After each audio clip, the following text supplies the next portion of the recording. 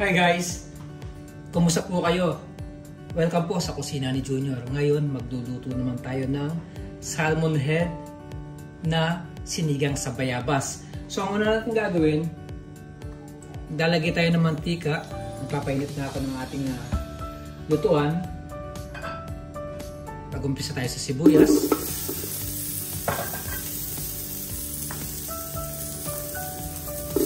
In-slice na luya at kamatis.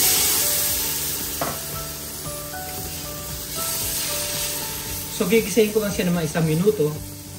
Hayaan natin maluto muna yung ating sibuyas at kamatis bago tayo pumunta sa ating next step. Okay guys, ang susunod naman, ilalagay natin yung ating gabi at ang bayabas. Hiniwa ko lang po yung ating bayabas sa gitna at mamaya once na malambot na siya, tuturugin ko siya para lumabas po yung kanyang katas. So ngayon, mag-a-add tayo ng mainit na tubig.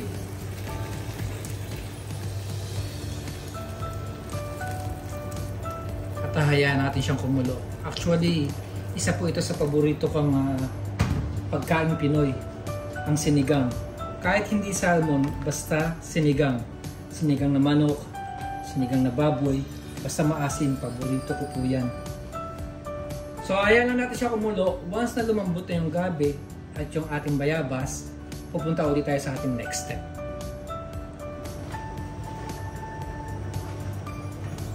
Tignan na po natin kung malambot na yung ating bayabas.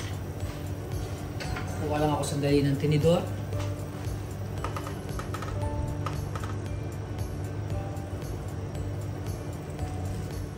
So okay na siya.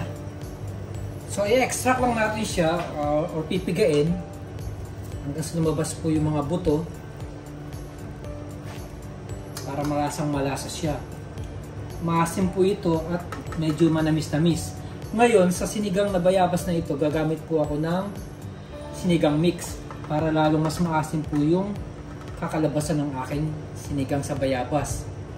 Ngayon kung ayaw nyo po mag-add ng sinigang mix, nasa sa inyo po yun. Yung sa akin po na sinigang mix ay optional lamang.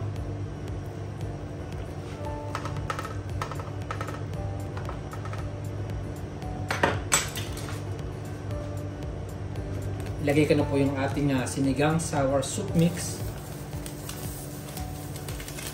Isang pakete yung ilalagay ko para maasim na maasim siya. Kaliin ko lang sandali bago ko ilagay yung ating salmon head. Ilagay natin siya.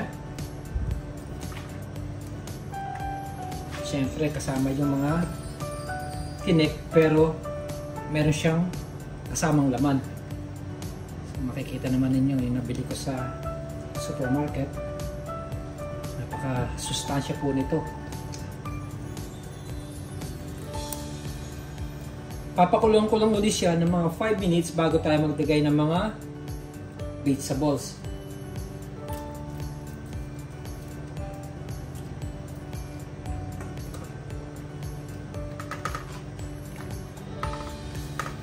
Ito lang.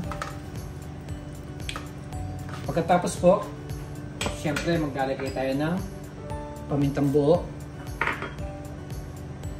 pampalasa, ng patis, asin, at siling haba.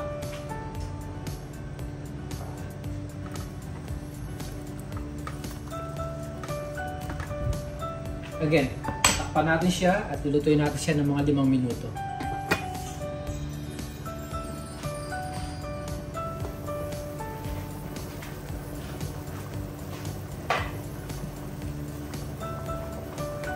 Ayan guys, luto na po yung ating salmon.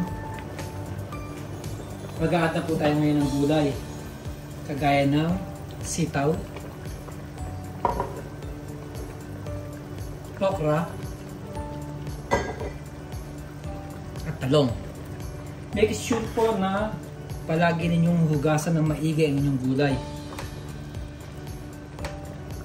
Hindi ko naman kailangan sabihin pa sa inyo yun na kailangan hugasan ninyo ang inyong gulay. Lulutuin ko lang siya ng mga 3 minutes. Pagkatapos po, panghuli, ilalagay natin yung kangkong. Hindi po natin pwedeng isabay yung kangkong dahil mabilis po maluto yung kangkong kaysa sa talong at sitaw. So again, takpan ulit natin siya.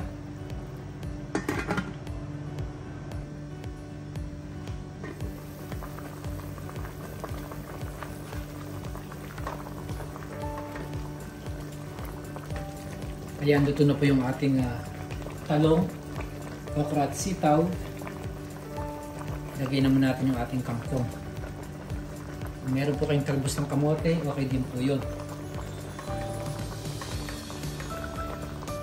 So again, lulutuin ko lang siya ng mga 3 minutes. Pero this time, hihinaan ko na yung ating apoy. Katapos po ng 3 minutes, pwede na po siyang i-serve.